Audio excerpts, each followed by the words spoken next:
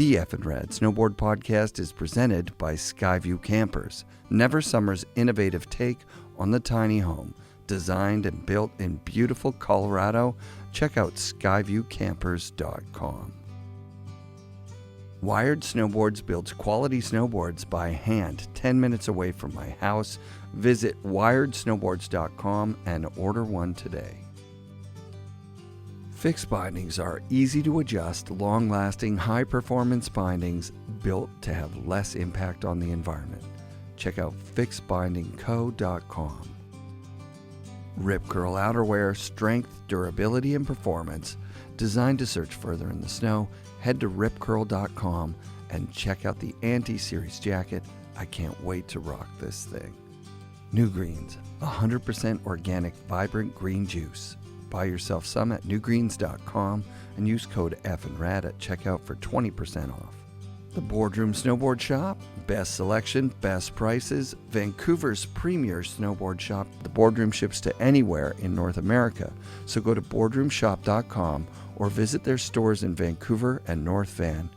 Support also comes from Mount Seymour, Grouse Mountain, Cypress Mountain, the Pro Standard GoPro accessories, and our friends at 1910.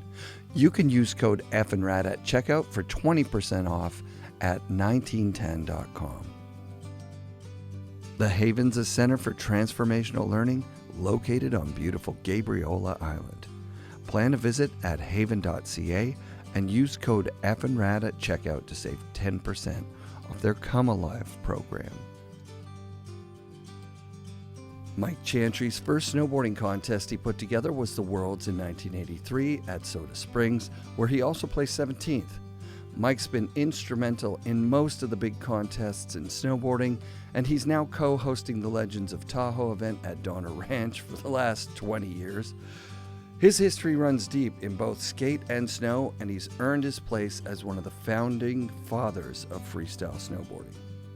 Bostic started this thing probably 97, 98, kind of as an offshoot of Raging at the Ranch, kind of trying to get some of the legends and more of the locals and stuff involved and just having a fun day. But it was a one-day event back, and he would just do a race. There was nothing about the pipe, and until I got involved. This is like, I'm Mr. Halfpipe, so it's just like, fuck racing. I'm a freestyler. I want to do the pipe. It's like racing is boring. Sorry. But 2005, I came on board, and we started doing them, moving them around Boreal to here to Soda, backing around stuff. Any little. So it's more than 20 years old. This. Yeah. This is the 19th edition this year. So amazing. God, I hope. Yeah, that's a lot of years. But. Almost got kicked out for garbage last year. What was that all about? People were messy. Yeah, they were kind of, snowboarders, man. What do you want? It's like it's like herding cats. It's just there was a little bit of trash, and we got I was brain dead by the time the awards were over like that. And there was boxes, board boxes and product boxes and shit laying around there, and nobody tore anything down. And you're just like, we're out. And trash. Yeah. They came out, and everything was just like wasteland on the deck. So. But I was kind of bummed that they didn't get a hold of me that week after or something. Right. The time until later, it was like, why are you waiting so long? It's like we tried to get a hold of him. Like, dude, man, I was going through COVID and flu and all this other shit. And I couldn't deal with that. It's just like, hey, it's a lot to put on an event. Hey. Yeah. It's a lot. But it's like some people think we make bank on this thing, and I go, everything in this event comes out of my pocket. Right. Exactly. It's just this year I was happy that Gary Land, love him, from Homesick. Volunteered to help out, and got me he did the T-shirts for me this year, and I was like, "Thank you, man, you're a lifesaver." That's a big and stress then, off. The bib prices went through the roof, this year. So I was like, "Can you help me?" And he goes, "No." He says, "We're struggling to get the bibs for our event."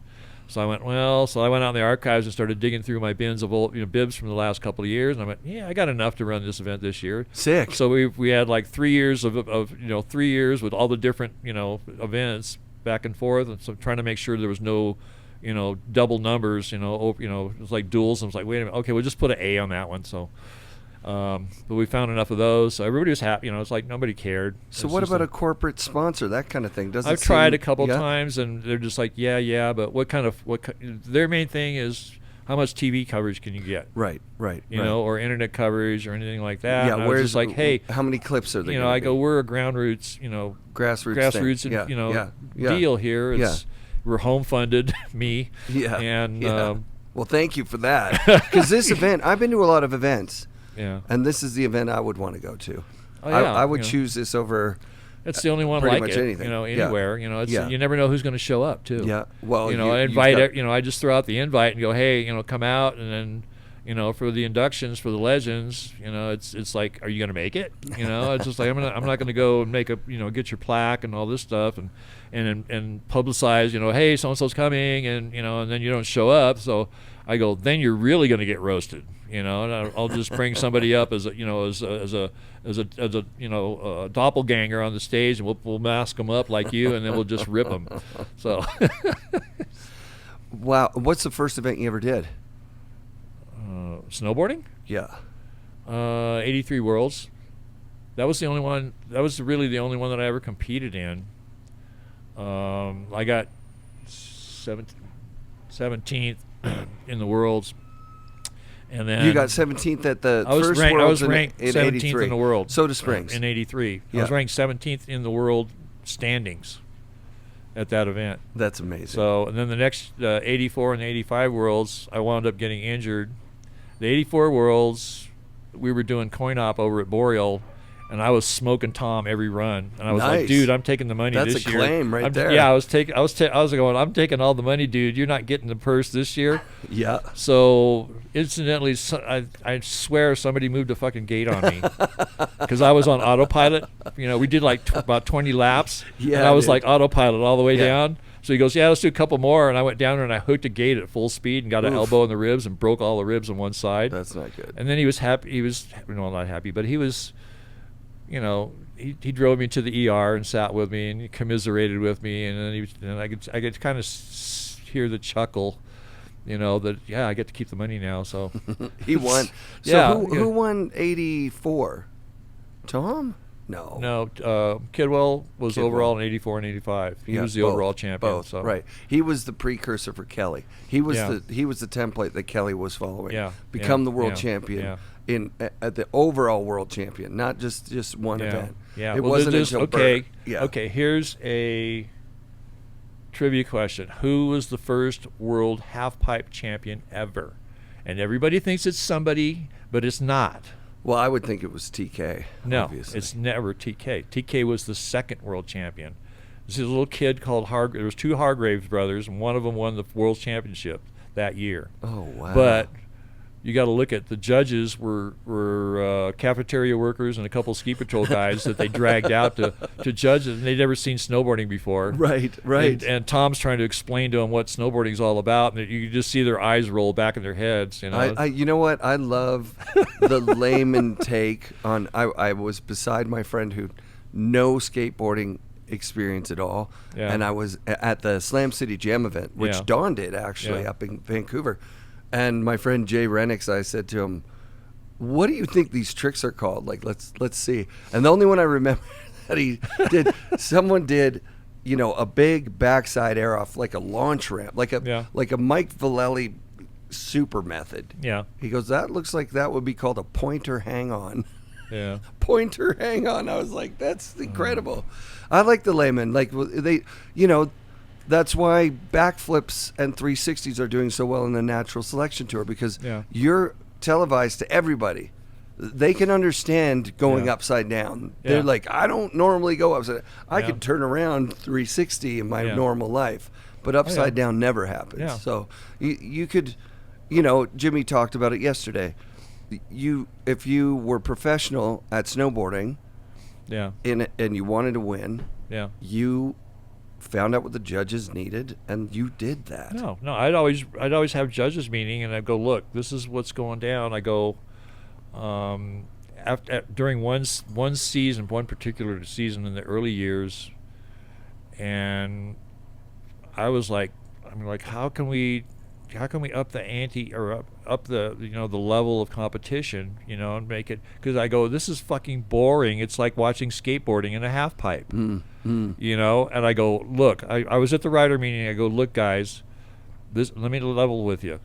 I go, you blindfold all the judges, you tell them what tricks are going down, and 99.9% of the time, the judges will tell you who that rider is. Just by the tricks. And they know their run. Yeah, we know. Todd we Richards still knows that now Yeah. to this day. Yeah, by the third contest, Yeah. we could be blindfolded and tell, and just go, okay, backside 7, frontside 5, McTwist, it's like, okay, Hawk and flip, it's like, okay, yeah, that's right. That's who that is. I go, that's Hawken. That's that's Jimmy Scott. That's Jimmy. That's Terrier. It's like that's Brushy.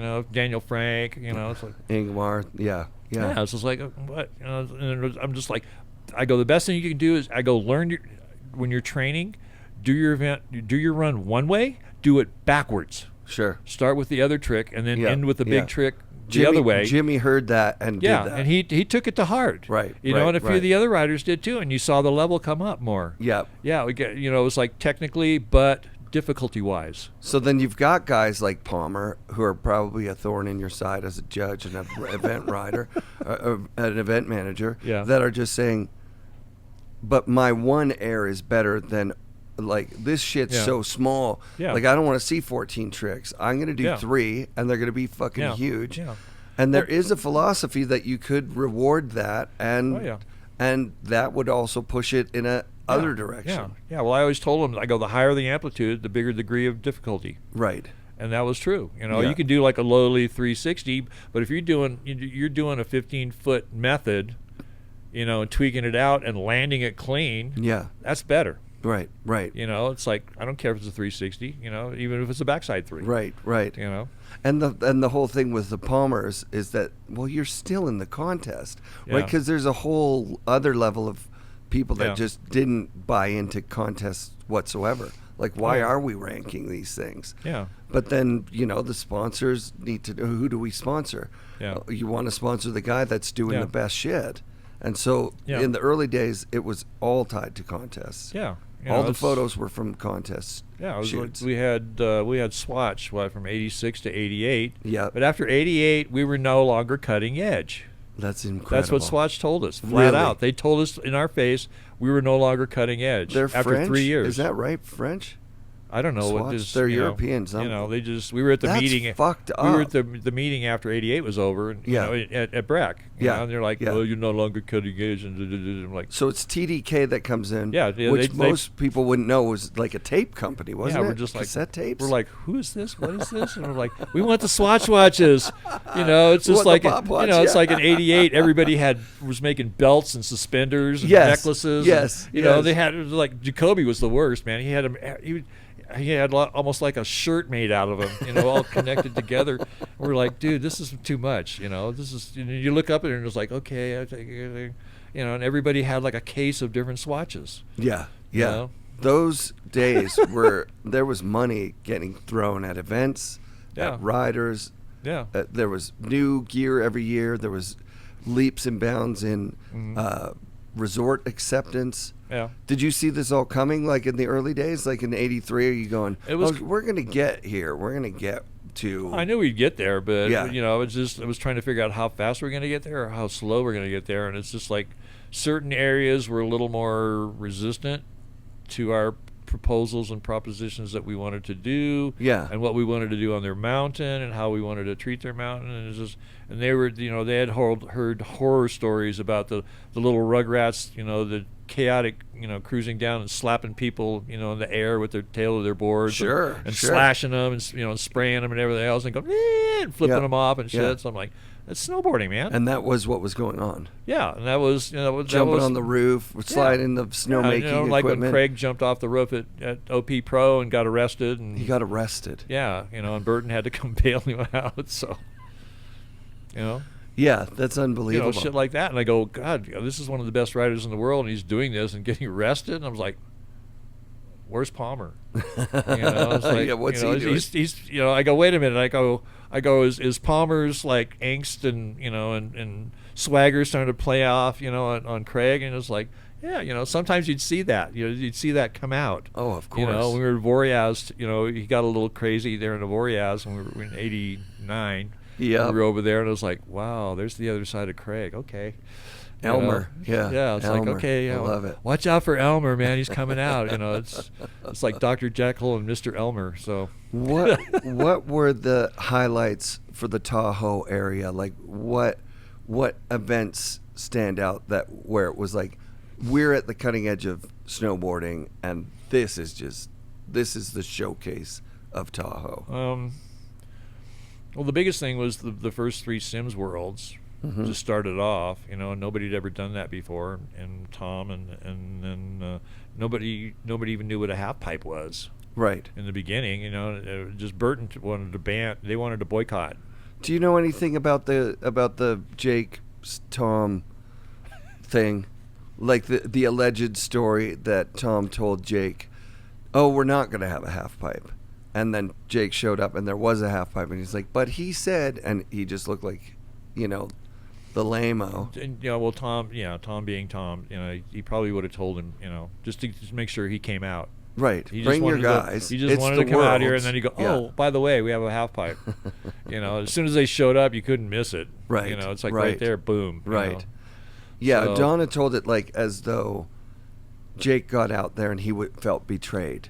But he Yeah. also probably felt embarrassed, right? Yeah. Because here's this Yeah. whole other Yeah. thing, and then Yeah. he's like, he Yeah. can't contain himself from I know. complaining about it. Yeah, I had to play good guy mediator in between them. You did. Yeah, I had to jump in the middle. Yeah. I just didn't want to see anything fist flying or anything like that. They were close, right? Yeah, Like, that's how- but both of them, they both trusted me and they knew me, and and it's just like I'm like, hey, let's step back a little bit and discuss this, normally, in a low voice without raising our voices and screaming and throwing shit, and and it's that's fine. Then that's when we started the overall.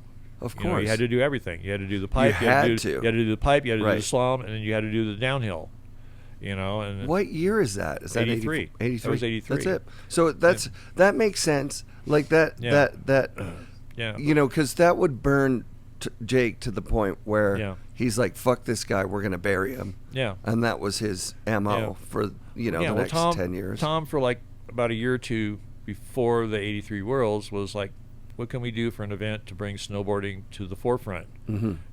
And then so in 82 I had Mile High Ramp in the backyard, and Tom would come up and look at that, and you could see the gears turning, Yeah. and he's like, skateboard, snowboarding, snowboard half pipe, kind of riding away, locked in, and then he kind of thought about it, and then he would come up and toss ideas at me, I'm like, sure, let's fucking do it. Yeah. Yeah. So then he was like, okay, so how are we going to design this? And I'm like, well, we need a snowcat first to dig it out, Yeah. and then I go, the rest is going to be shovel and rake work, a lot of bodies. Yeah. So we went up there and rode with Mike Hendricks, so Mike Hendricks is the 3 of us that dug the first half pipe. You. So it was Tom was in the Tom. cat. Mike Hendricks was driving the cat. Wow. He was Soda Springs mountain manager and cat driver, and then I'm the guy walking the tail line, up the side of the pipe, smacking chunks and everything else, and then trying to make some shape to it. Yep. So we spent a whole day digging this thing out. You think that could be the first half pipe for snowboarding ever made? Yeah, it was. Has it to was. be. It was. Yeah. There's yeah. nowhere else that somebody No, did that. we had the first one. Yeah. Colorado was like a year or two later. Or I think I was Colorado back there. It was like a year. It was like 84, 85. They popped up with theirs, but we beat them. So At Breck or somewhere?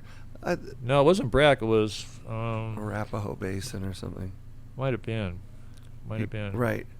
But it was theirs was ugly as hell. So So I got in at 88. So the Yeah. late 80s traveling. Yeah, that's when everything went to Breck, and Yeah. and everybody wants to talk to Pro Tour, and they wanted to Right. go global, and Europe and Japan and back and forth, and Right. Yeah, I remember going to half pipes and then being like, well, that's not really a half pipe. More of no, a, it's just more well, of if you look ditch. at the flyer for the first one, it's called a half pipe ditch gully. Half pipe ditch gully. Yeah, that's what it was. It was a gully and a Yep. ditch, and we dug a half pipe out of it. I love it. It's Yeah, that's great. what it was. And Tom, that's the way he put it out, to the media. Yeah. everything. And everybody's like, "What's a half pipe ditch gully?" You know, and I'm like, "Man, let's just shorten it to half pipe." You know, it's like we know what it is. Yeah, right, we know. right. We all know what it is. We They're all- the ones yeah, that are clueless. Yeah, It's yeah, just yeah. like, what's that? You know. So then, you know, and then I was the leg man for all the 3 worlds because Tom was, you know, he was down Santa Barbara or off somewhere else. So he'd send me all this stuff, and he's like, "Okay, make sure the media gets all this." So I'm like running around, you know, the TV, you know, stations and radio stations and newspapers and stuff, passing out stuff. Guerrilla style, like showing up and going, "Hey, Yeah, did you know you the know, world it's just- champions of Yeah, snowboarding?" you know, I'm putting posters yeah, up everywhere. yeah, You know, yeah. it's like that, and they're like, "And you are," you know, it's like, okay, fine, you know.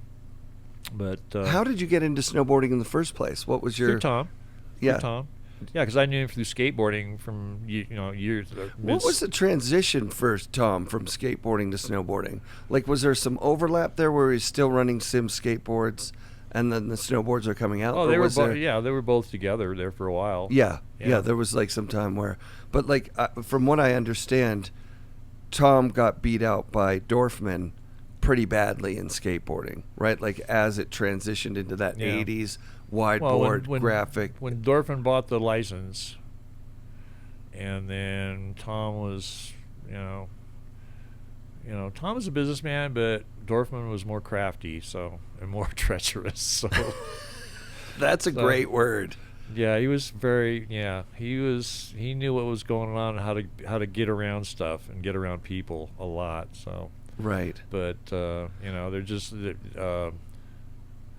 There was like at the Open, they would make these funny stickers every year at the Open, and one of them was "Honk if Dorfman still owes you money," and that was aimed at the team guys Sure. because he half the time he wouldn't pay him on time or like he owed him money or shit. That's what led to the Craig Kelly court case.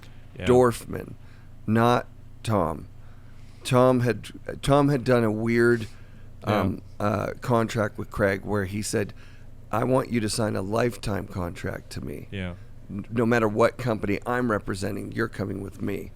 And Craig was like, "I don't know if I want to do that." Actually, I don't know if Craig signed that or not. I think that's Yeah, what Craig signed. I don't think he went that far. I think he only went to like a limited Okay. on that. But he wanted, you know, because he had the engineering background. Yep. And that was key back Yep. then for design. Yep. And he You was know. pushing for a Craig model. Yeah, I know. I have the only one, so. Seeing that yesterday was just such a mind blower. Yeah, and then unless there's a few others floating around that I don't know about. Well, but that's there the only can't one be a number one. Yeah, this There is can't be yeah, more this is, number you know, ones. this is CK number 1 on it, Yeah, and, it's, yeah. and I remember seeing it in Tom's office, and when Craig left, he was going to chop it up and burn it, and I told him, no, he Right, right, right. someday maybe, you know. So Tom was mad because He wasn't because mad. He was, livid. He was ballistic. Going to put a contract on him. It's just like, wow. I go, Tom. I go every time. It's like you want to put a contract on somebody. It's like chill out a little. It's like okay, just step back, take a breath. It's like okay, where can we, work it out, work around it, work through it. Right. Yeah, I mean, I've heard so many mixed stories of Tom. If you talk to Sean, Sean's like, he gave me everything that I had. We butted heads and we would fight, but he gave me Yeah. everything I had. I have the maddest respect Yeah. for Tom. You talk to Ken Ock, and he's stuck in that moment at the 85 Worlds, 84 or 85. Yeah, when they had the fight. Where he just I have it on threw- video. I have it on You've video. got that? Yeah. That's epic. And he just swears and freaks. Like, he loses it. No, he just, it's just Tom's going down the award list and everything else, and we're like all, drinking beer and something like that, and all of a sudden we hear, oh yeah, he starts to give him the money. He goes, oh yeah, by the way, you still owe me $300 for all those boards that I sent you. And then Aki's like, what? And he goes, oh, I'll just keep this in lieu of that. Aki's like, ah! He just started to jump and climb, and everybody just jumped up and grabbed it and separated them. It's just sort of like, whoa. That's amazing. And Jake's sitting over at the other table going, okay. It's just like. Yeah, because Ken's a gentle Canadian. Yeah. He's not a violent person. No, I want to put a contract on his ass too. I want to kill him, fucker. At the 84 Worlds, these giant barfoot stickers. I Yep. come down off the mountain and my windshield is coated in them. Unbelievable. And it's been baking in the sun all day. Unbelievable. And I had glue. I had a gluey that I couldn't clean No. up. I finally had to stop at a gas station and pour some gas in a cup. and then try to wash it off so I Took could forever. get home. So I couldn't see, you know. It's like, Unfriggin' believable. you know, and he was chuckling about it the next day at the pipe. course, I was like, of course he was. I'm like, Like, you're I'm so gonna kill you. You're so dead. You're so dead. You know, and he's just like, you know. But that's Aki. Well, Aki's Aki. So Yeah, legend. you know, Tom. So many times. Well, they had that war going for years, and then Ken got stuck in the backcountry in France one time later on. Mm-hmm. And they had to helicopter him out. They had to rescue him, a helicopter, to come get him. Wow. So they gave him a bill for $5,000, and he goes, well, I lost my passport and all my ID and everything else, and you know, when we got stuck back out there. So the guy goes, oh, what's your name? And he goes, oh, Tom Sims. Tom got the bill for $5,000. He went fucking nuts. He called me and he goes, Aki, I want to kill him, motherfucker. My God, what a story. You know, and that's fucking history, man. It's So- history. That's it. So the that was players just, in it. Oh, and are I think that personalities. actually there was a little tidbit in one of the little back things in Transworld or something about that happened. I was like, oh man, Aki, you better leave the country. No. Just don't show up at a sports show or ski show or something like that if Tom's around. You better run. Trip. So I met Tom at the '94 Transworld Industry Conference. Yeah. Big Sky, Montana. Yeah. He and Chuck were like arm in arm, buddy. I think that they had just rekindled their friendship after, you know, battling it. Barfoot versus Sims was also a thing. Yeah. Because they started so close. They lived in that commune and then they together. Split. Yeah. And Tom at that time seemed like a very gentle person, like a very, like just a go with the flow, easy to just like. I imagine that he could schmooze people so easily. He had that California charm. Yeah. And like, I'm really surprised that Sims, with the lead that it had, wasn't able to just pull it out. Like, it was a bit of a sputter in that middle. Yeah, he had a lot of bad luck trying to pull in a money sponsor or a backer. You know, Chuck was, you know, and he was, you know, he was all business when it came to the boards and stuff and the designs and everything else. And that's like kind of where Chucky and him butted heads on designs and stuff. You know, it's like Chucky's design, but Tom would sneak his design out there, and it would be identical to Chucky's. You know, the whole thing. You know that Sims half pipe that I'm riding right now has a very barfoot. Yeah, because you look at the shapes. You look at the old shapes with the, you know, the ones that had the bungee cords on them and stuff like that, and the swallowtails and everything else, and you see that swept swallowtail. Yeah. You know, and then it's like, that's kind of a bleed over from Chucky's design. You know, it's like, okay, but it's like, was it Tom's surf design or is it Chucky's design? Or you know, I've seen the lines of the Tom design for what would become the Kidwell and the FE, like where there's pencil marks. And protractor circles and deflections and stuff. And it looks an awful lot like a surfboard blank. You know, it looked like he had learned shaping from a surf shaper. Yeah, well, they both did. They both had that background, you know, in surfing. So, you know, it's just, and Chuck just couldn't take it anymore. You know, he's a little bandy rooster, man. You push him so far and he's in your face, you know. It's just like, you know, and I'd seen that so many times, and I was just like, Chucky, man, you're going to have, you know, you just, you know, step back, dude. And then when we did in 2005, when we inducted both of them together, and there's a photo of me in the middle man, and one on each side of me, and they're smiling. Yeah. And they actually talked again. I got them back together. What year was that? 2005. Oh, wow. And they actually chatted after that. Back, you know, they communicated back together. I'm like, okay, I'm like, good. Yeah, war's buried over. the hatchet. War's over. You know, it's just like, okay.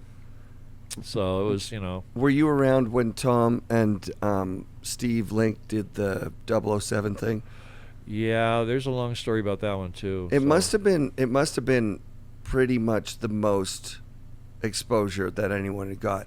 Yeah. Were you guys aware of the Regis Roland, you know, Apocalypse Snow thing that was going on? Yeah. Like, you guys would see that? Yeah, I'd seen that. And be like, wow, that's fucked up. That guy's doing his own thing in a bubble over there. Yeah. Like no grabs, just big drops, blowing up explosions, being chased by skiers and monoboarders. What did you guys think of that when you saw it? It was pretty cool. I was like, yeah, that's exciting. You know, it's like, all right, we should do snowboard movies. Yeah, big production. You know, like that, you know. And then, well, Tom actually called me to be with him first as the stunt guy. But the I got canceled because they wanted somebody who rode the same. I couldn't ride regular foot. Oh shit! I could only ride switch or goofy. Goofy, you're goofy. Yeah. So I was like, I got to learn how to ride switch if I'm going to do this. I'm like, no, I can't do it. Because on a round tail, I can do it. I can just go switch. It's like no problem. I hear you, but like but if we were riding a swallowtail, yeah, and then plus we had to ride this fucked up thing that they built for us. That looked like a ski. Yeah, it was the front of a snowmobile. Yeah, exactly. Yeah, it was there was a runner on a snowmobile, and they put bindings on it. It's wild. And I was like, somebody's going to die with that thing. Totally. I guess. Tom and Link actually had to train for a while how to ride this damn thing to get to work. They would have had to. Especially when he was doing the air shot, the air stuff, and then the pond skim, across. Could you imagine? There's got to be some big production company that's got that raw footage somewhere. It would be cool to get the outtakes from that because they would have had to film for days and days, really, to get those. Because they get a couple minutes of clips. Like it's a lot. It's a lot of footage. That's cool. So you were were you a little sore on that, or were you? I was kind of irritated at first, and I was like, but it's just. Then he brought Lincoln, and I was like, okay, that's cool. It's like and at least he used to babysit him back in New Jersey. Yeah, it's like it's like fine, cool. And then until he sent me the postcard from Italy, with the strippers and shit on the cover and stuff like that. Like it just Steve and I are having a great time. Wish you were here, and I'm like, fucker. It's just like I never thought about this, but doing that movie would have financed the next year of Sims for him. Mm-hmm. That would have been so that he didn't have to bring on money. Because the real problem with producing snowboards is that each unit costs you a lot of money. And it costs you money up front because you have to build the physical thing, and then you send it out to someone. They get 90-day terms or whatever to sell it and send you your money. So there's this time period where if you sell too much, you can't afford to make it. Yeah. And so now you got to bring in somebody for money. And now if you wind up with a Dorfman or a Jamie Salter, you lose control of your creative and your company. Oh, yeah. You lose control of your profits and your ability to do next year. I think Tom still had a little clause in there with his licensing agreement with Dorfman to where he still had pretty much the final say on designs and and the R&D stuff. At least Dorfman allowed him that, and then plus he had Klum and a few of the other guys, and Grell and everybody working in the shop down there too, which kind of oversaw, Dorfman, so he didn't really fuck it up too bad. It's like, this is the design, this is the way it should be, these are the graphics and stuff. And was Brad Stewart there at that time as well? Yeah, I think so. Yeah. So you've got this kind of dream team of snowboard royalty that's all in this one spot, and they're all working on this one company that to a guy who comes into it in 88, that history is, we're not looking backwards, so I didn't know, but basically that was it. You could have called it Sims boarding. Yeah, they knew what's up. Yeah, they had the vision, they had the what they wanted to see further down the road. It's like, hey, let's start, let's do a couple of tests on this, do some betas and throw them there. It's like, okay, fine. It's like, this one works, this one won't, side cuts and the whole thing. I think Jake's going to Europe, it was like he kind of did the bamboo thing where you grow the roots underground. Like, so he was losing to Tom in North America big time. But he was gaining this kind of European sensibility and the old croonyism of skiing to, you know what I mean? Like, to align himself with the mafia that is 100 years of skiing. Yeah. That's my guess. Yeah. Do you got to go? Or No. It's fine. I'm just like, I'll take that later. Jake? I didn't know anything about the old ski. I don't want to call them cartels, but that's what they were. They were like, these are old family-run businesses that are in cahoots with the ski resorts, and there's a lot of money being made, and they don't want to be. They don't want to be disrupted. So when Jake goes over there and does a partnership in Austria, he actually did the thing that that might be what happened for Tom, was that he just didn't embed himself with the right manufacturer. Yeah, he would start out okay, and then find some people, and then I don't know what happened. They would just kind of like, yeah, okay, and then a while later they go, nah, we can't really do this. Right, and it could and be, be like, it could even be that they don't get all their money, and he could just jump to another factory and make a bit more in profit by not paying off the last invoice or whatever, and just go, well, these guys actually, that Italian manufacturing place that made the fakies and the Noahs. Yeah.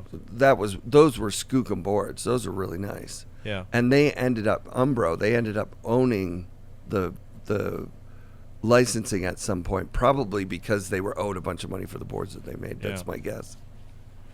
No, that's yeah. Once they, after the Dorfman era, it was kind of like, I kind of like walked away from it, and it's like, I chat with Tom every once in a while, or see him at the ski show or something if I was down there, and it's just like we just kind of went our own ways, until later, and then we hooked back up in 2012.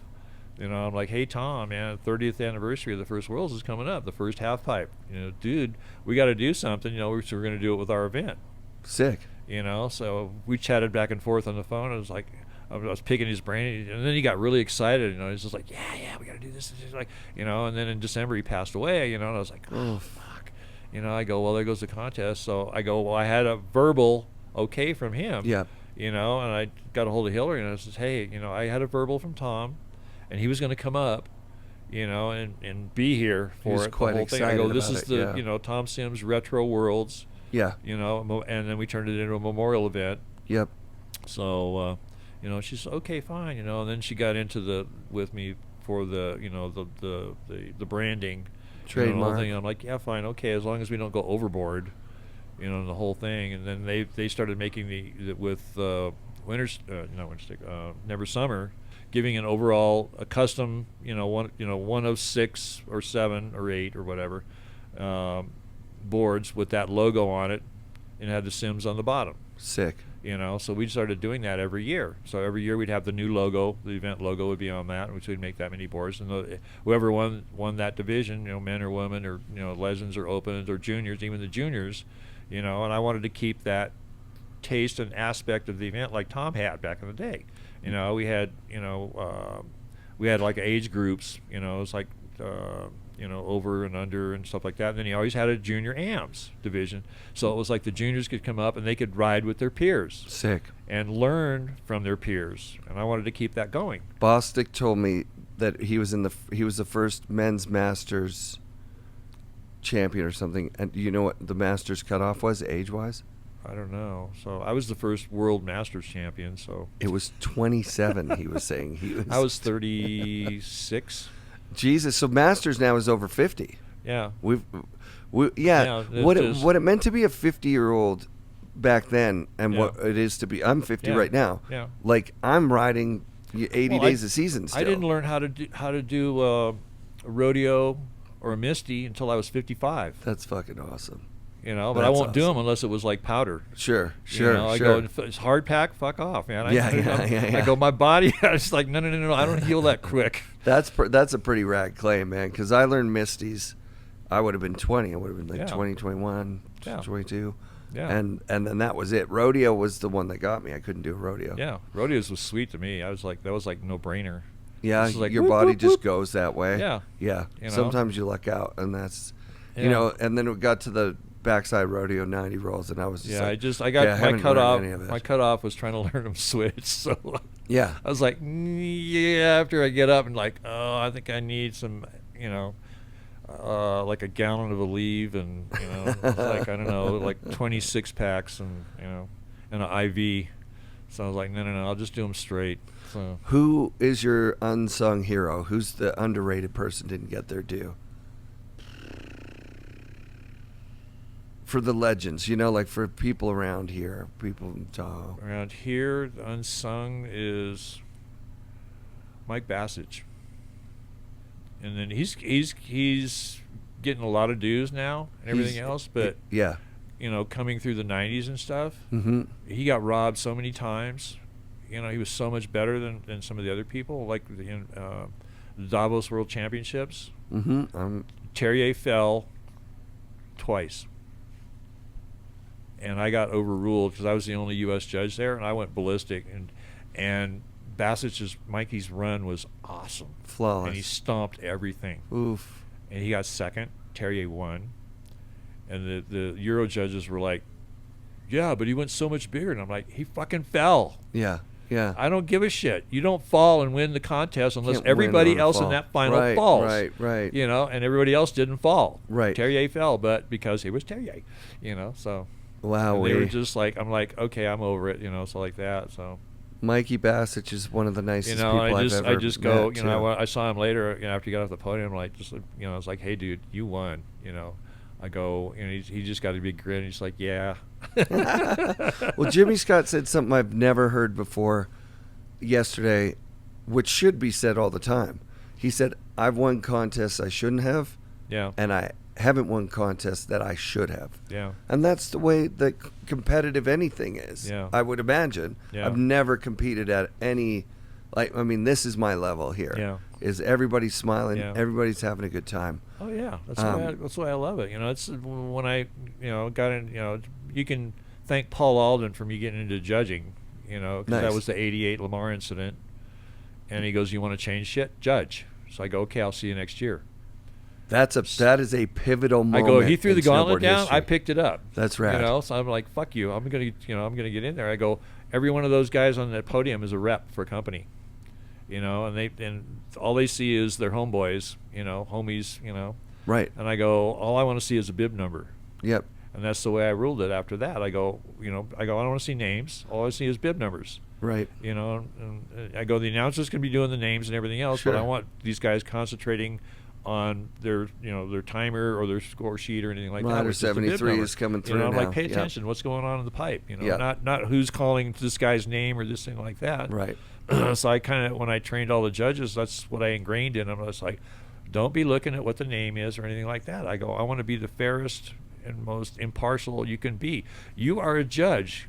You're supposed to be apolitical, not political. Do you think there was ever any bribery in the judging? You think anybody ever came in with money? Probably. Yeah, probably. Probably. In a few contests, I kind of, gave him the, the stink eye. It's like. Did okay. anyone ever approach you? Like Jake ever go like, Chantry, No. There's Jake, some good Jake money and I in were, this. Jake and I were cool. We were tight. You were tight, yeah. Running the open event, as the head judge. Yeah, He just yeah. let me have a free hand. Yeah. Until '98, which was like the fiasco, and I retired after that. So. What's the fiasco of '98? That was. I don't know if I want to. Yeah. Okay. All right. Let's talk it out. So, that was the '98 U.S. Open. We're done with the qualifying. Terrier's in 19th place. He's down at the bar getting hammered. I got a hair and I just went. I called Jake and I says, "Hey, with this level and we were done so early, and I go with this level of competition right now, the amount of people here, let's open it to the top 20, 3 runs best of." So Jake's like, "You think?" And I said, "Yeah." I said, "We got enough time." I go, "The judges are cool with it." So okay. So we sent the ski patrol down to get Terrier. I get the phone call. Terrier's like, "You can't change the rules." I go, "I'm not changing them, I'm bending them." And I go, "Plus I got the okay from Jake." And he says, "It's fine." So he's like, come back. Well, he was just dorking around in the pipe in the qualifying just to see. And there's a lot of years and a lot of contests we would play a game, him and I, to see what he could get away with in the pipe for a score. So I'm like, okay, and I'm like, fine. And I was always truthful with his scores, and I go, "This is what you deserve." It's Yep. like, either put up or shut up. And he would throw down a stock, or a semi-stock run and see if he could make the finals. And if he did, then he would, and then you'd see the show. Right. But if he didn't, he's like, I'm going to the bar. So he yelled at me for 20 minutes on the phone, and then I go, "Oh, well, okay, fine.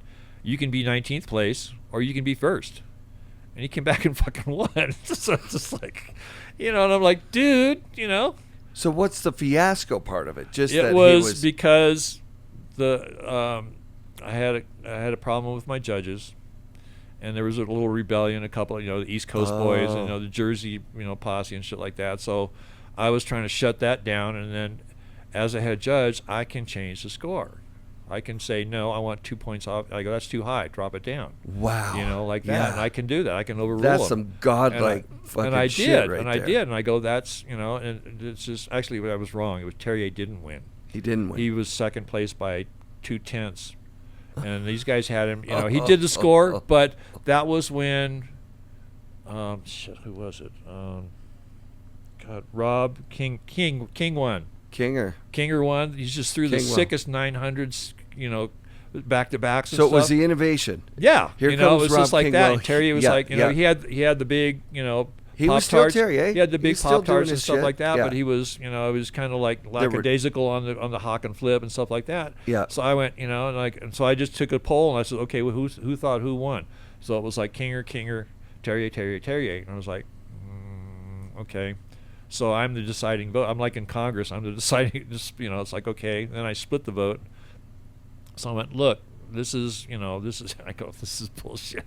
So like that. But our tabulator, who was a blabbermouth, she ran out after that and just told the world, that I fucked Terrier. Collusion's coming. I screwed Terrier out of winning and the whole thing and like that. And I go, no, I didn't screw anybody. I go, Terrier was where he should have been.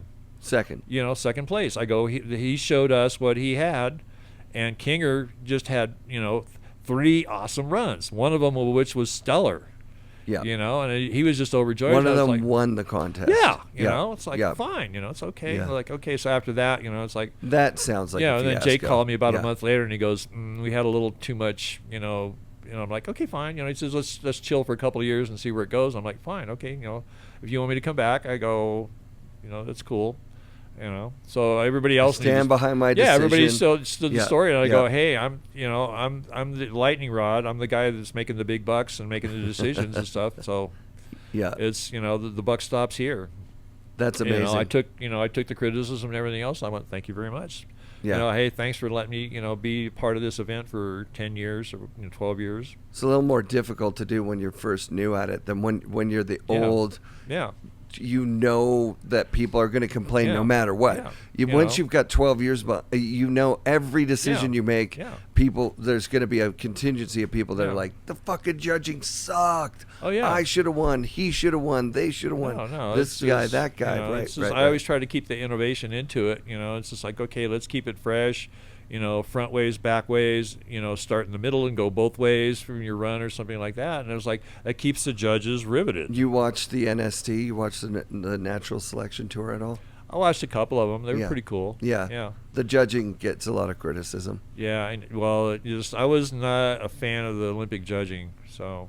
Or Olympic judging too, right? Yeah. Right. The teams that they brought in were not their top levels. Yep. And I was like, so where is so-and-so, where is so-and-so, where is so-and-so? I go, I trained them. Yeah. I go, those guys were Olympic level. They should be here. You trained Chad Otterstrom by any chance? Yeah. Yeah, of course. All these did. guys. And, yeah. and then my partner in training, Greg Johnson, we were, the 2 top head judges, in the tour, because he was with me in USASA, and then he went over to FIS, when they were starting the Olympic, pole and everything else. Yeah. And FIS wanted me badly. Of course they did. Because I was the national freestyle director for USASA, and I trained all their judges and the whole thing. So all they wanted was my notoriety. Yeah. And prestige. Right, because as soon as you sign off on it, then it's the whole... No. Well, see, what we did was, I was the liaison. I wound up being the liaison between USASA and FIS. There you go. So I did not sign anything. They paid me to do all this stuff, but I wasn't their boy. I spoke my mind, which is what I always did. Bertrand Deverneau talked about a meeting with someone from the IOC or FIS, just saying, like, you guys are done.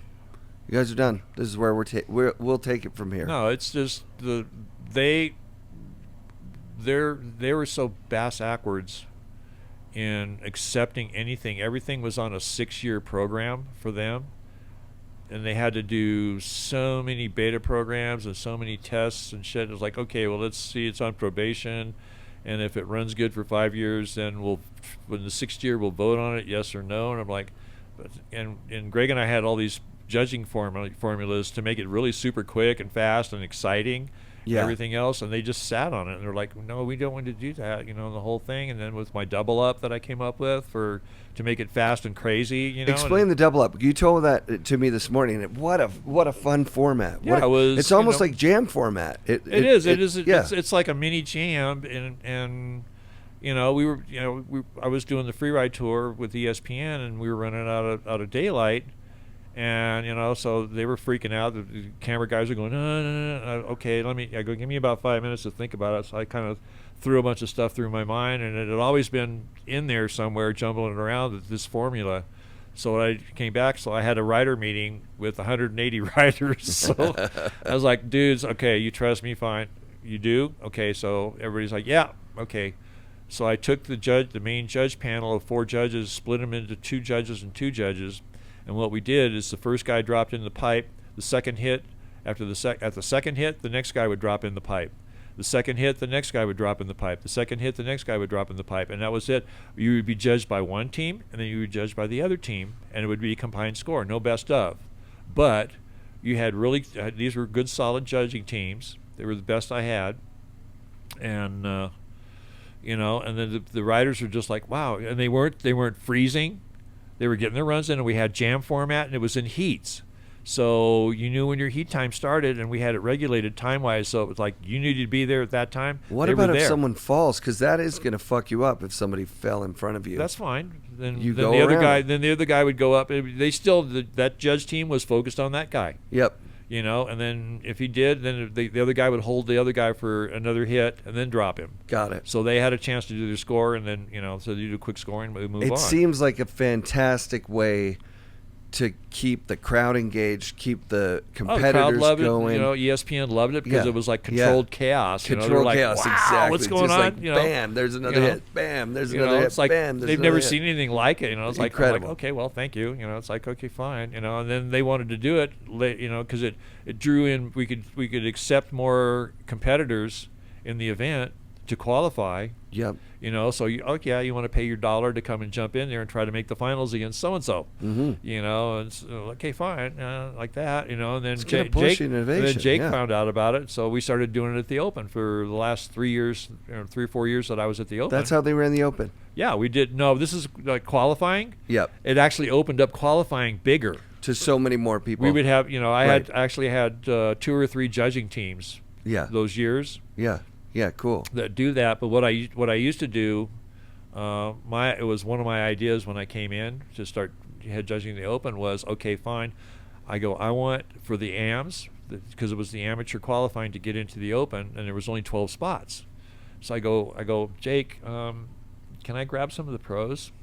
So I went through and I queried a bunch of the pros, and I go, look, it's going to stoke out the riders more. You're being judged by your peers. Sick. These are pros that are going to be looking at your runs, so do your best. Rad. And they actually took the level up. Yeah. It's like, okay, here's Jeff Brushy. He was one of my judges. He loved it. I had Trisha Burns. Sick. I always had a girl on there, Christy Elder.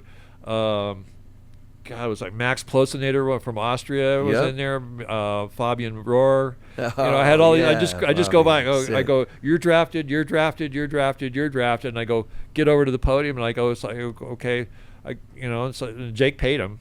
Sick. So, and then I would just go, and he gave me a budget, so I'd go over and just get heavy swag food and shit in the booth. We were just like living the life, and I'm like, okay, just stay focused. I gave him a quick crash course on what to do and how to score.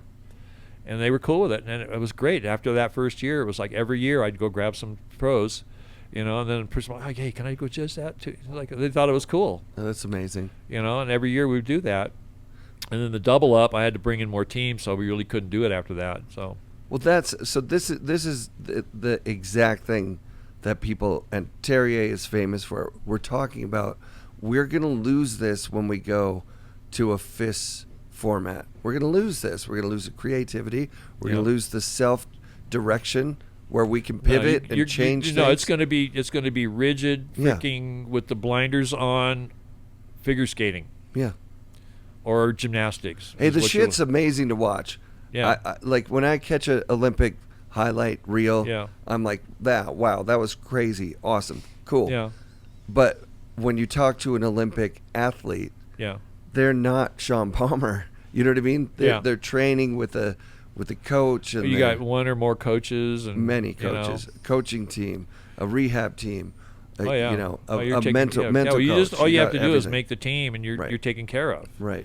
But it was, the one of the reasons why I got fired from the first Olympics was I had, we had a bunch of really inflamed emails floating around there on that. Well, my big wrinkle in that was we had a signed contract with the organizing committee that for that year you did 3 U.S. qualifiers to make the U.S. team. Yes. Okay. Comes December, there's a mandate comes down from the IOC through the ISS or through the FIS and USSA. No, we don't care about those 3. You're still going to have to go to Europe and compete in 3 or 4 to get FIS points. Right. And I just went, fuck that. Right. I go, these kids went out and raised money, bribed, bargained, and blackmailed their way to get the cash to get these 3 events done so they could make the team and get taken care of. Right. Now they got to need twice or triple the money to go to Europe for a freaking month and do this. I'm like, that's bullshit. You can't break these kids' hearts by doing that. So, Jimmy told the story from the other side, because he went to the FIS events, and he got the points. So as soon as they made that announcement, Jimmy's like, all right, here I go. I'm going there, and I'm getting the points, and I'm getting on the team. Yeah, but a lot of these kids couldn't do it because they couldn't afford it. Right. They only had the money to do these 3 to try and make it. And I go, that's heartbreaking. Jeez. Yeah. And I go, you guys are motherfuckers, Yeah. And that's, when I went to Lucerne and jumped in Samarance's face and just like, motherfucker, It's like, okay, I got my pink slip. It's like, fine, adios. I was like, okay. Yeah. I don't want to be a part of this anyways. This is bullshit. and it was hilarious because later on when, because I used to design a lot of the, like the parks and shit, work on the design work for USASA, and I designed the slope styles, and I'd go out a couple of weeks ahead of time and build all the features, for nationals, and then I was like, okay, fine. I was worked after 4 weeks of nationals, or like pre-nationals and then nationals and stuff, but during the Olympics, and then I'd get a call 4 a.m, Mike, come fix the fucking pipe. It sucks. And I was like, dude, you got a team over there, and I got into telling him, you guys have the power. You guys have the power. You're the athletes. Without that, they have no Olympics. They have no show. They have no nothing. You got to band together. I go, stick together and just say, fuck no, we're not going to ride because this course is dangerous, or like that. They finally got it's like in Sochi.